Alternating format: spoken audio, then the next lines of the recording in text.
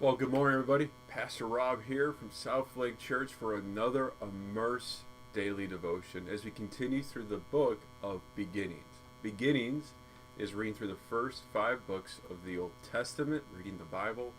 And here at South Lake, we engage, grow, and share. And one of those ways we engage our relationship with God is just being in His Word with one another. And Immerse is a great way of joining others Saturday mornings, 8 a.m., over at Noah's Art Cafe, where we gather together to have some breakfast and talk about our readings over the past week. Well, as we jump in, we are in the book of Exodus. And so, Exodus is the second book of the Bible. Exodus leapfrogs or fast forwards about huh, 400 years to now, where Jacob's descendants, they have been in Egypt now. A Pharaoh who did not know Joseph from our last readings is now in power, and God's people are no longer some of the high class in charge of all things. They are now enslaved. And while this happens, there's a scheme. Well, I'm going to back up for a second. So that's where we're at. The book of Exodus now is about how God's people will go and have become a nation in the land of Egypt, and that nation will go on to take back or take in the promised land from Abraham originally. And how do we get there? What's going to happen? What leads all those things? The book of Exodus starts that journey, Exodus, out of Egypt and towards God's promises. So our reading today, we're going to cover 2 days worth. We see how, tensions are heightened between the Egyptians and Hebrews. There's a fear that the Hebrews are growing and getting too strong. There is this initiative that any male son is to be eliminated.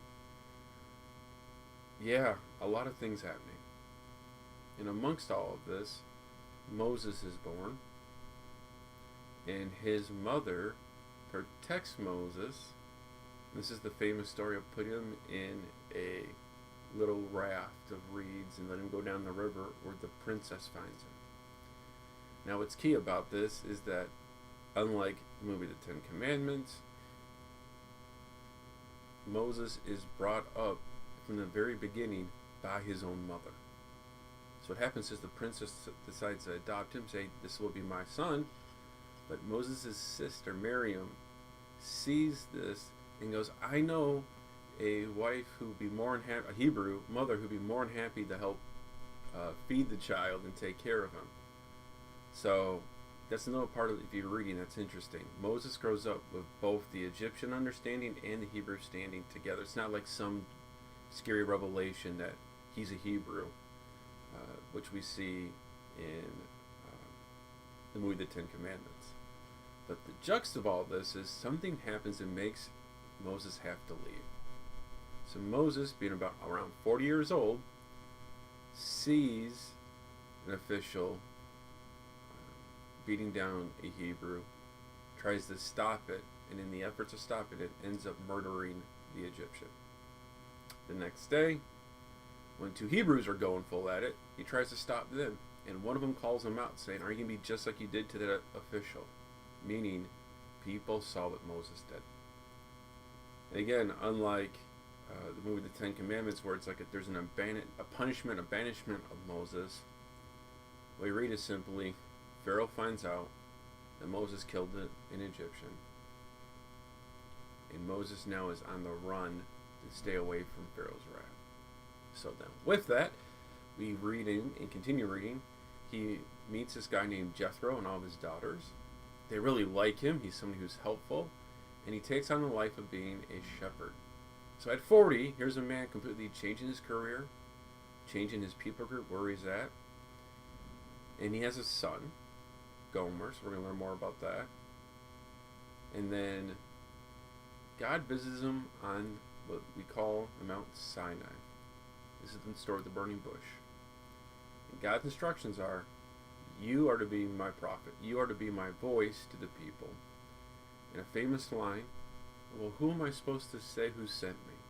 And God's response, tell them, I am. I am in Hebrew is the 4 letters that create the word Yahweh, the name of God. But the point being is the one who will become all things. That's the God who's calling Moses. And Moses, the entire time in that conversation, is trying to stop God, prevent God, doing everything he can not to be the leader.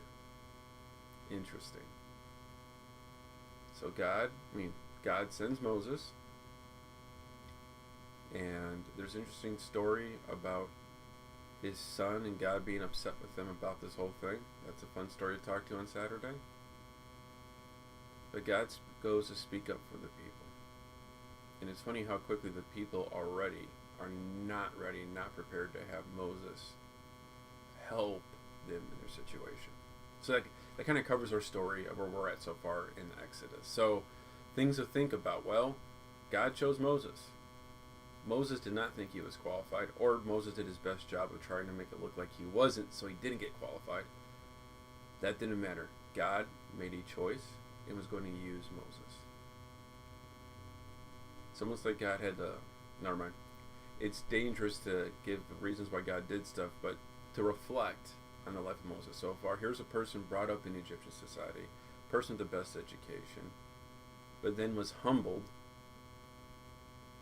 A reminder of who he is and his place, and that's the man that God uses to help rescue his people. What does it say about God? The same thing I think it said all through Genesis. It's less about trying to prove how faithful we are in need of him and how much God is faithful to us. So that's a really big lesson to learn there. How much God is faithful to us. It also reminds me of my times where I don't feel like I'm not the one right person. There might be truth there. But that's why we need God. Go to him and trust in his works. But yeah, story of Moses. So as we continue through the story of Moses, as we continue the book of Exodus and the rest of beginnings, join South Lake over at Noah's Ark, 8 a.m. on Saturdays. A chance to have breakfast and a chance to be together. So thanks for joining us. God bless as we continue reading through the story of Moses and the Exodus.